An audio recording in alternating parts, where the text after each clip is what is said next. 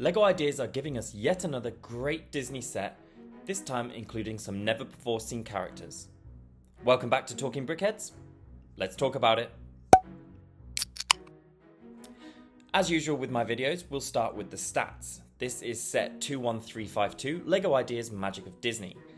This 1,103 piece display set is due to be released on October 1st and will retail for £90 or $100 US or euros.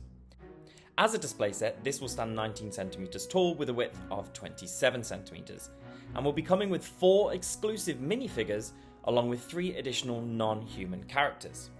Overall, I really love the look of this set and I'm so glad that we're getting some brand new Disney characters here.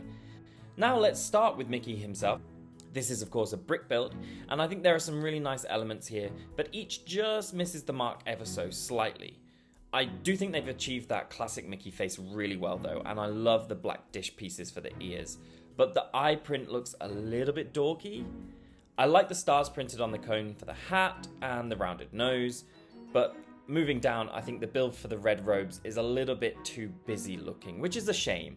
And while I like the hands, and I think they look great with what appears to be a certain amount of articulation, looking at the original submission, I just prefer the round elements used there. While I know the main draw for this set will of course be those exclusive minifigures, I wish a little more attention had been paid to Mickey. But moving on to his surroundings, because these mini dioramas are excellent. So let's just start with the waves crashing as Sorcerer Mickey commands them, and floating atop them on the left is Geppetto from Pinocchio, with a small raft build. He is a relatively plain figure with black legs and a bit of printing on the torso, but I love his face print with the glasses and moustache. The hairpiece is also great and he's coming with a blue paintbrush. On the other side we have 3 magic brooms from the Fantasia movie coming down a series of steps. The builds for these are great. It's of course using the same new broom mold we had with the Sorcerer's Apprentice Mickey himself in last year's Disney CMF, but this time with additional arms. There's not much to say as their basic builds, but it is really effective and they look fantastic.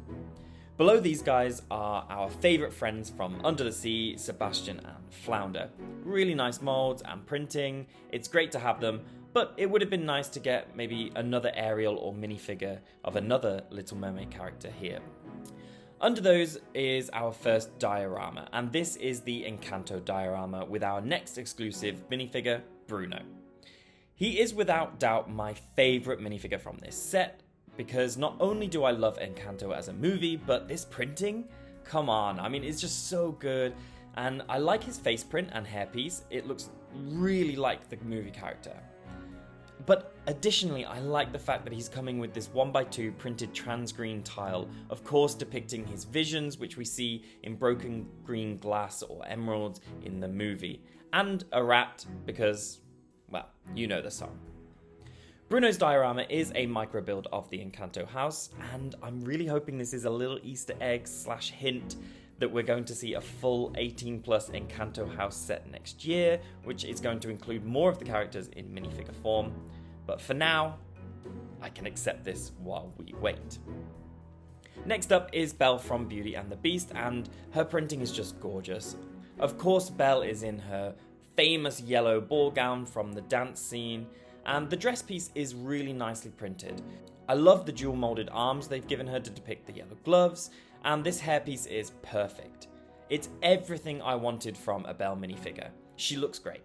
Her diorama is of course the Enchanted Rose, housed in its glass case with a really nice stained glass window behind her, and that's framed by some blue draping. I'm sure this next location needs no introduction because the way they've managed to capture this iconic Pride Rock from The Lion King is just perfection. It's so clearly what it represents, even in this mini scale, and the mix of colours and shapes makes this little build punch well above its aesthetic weight.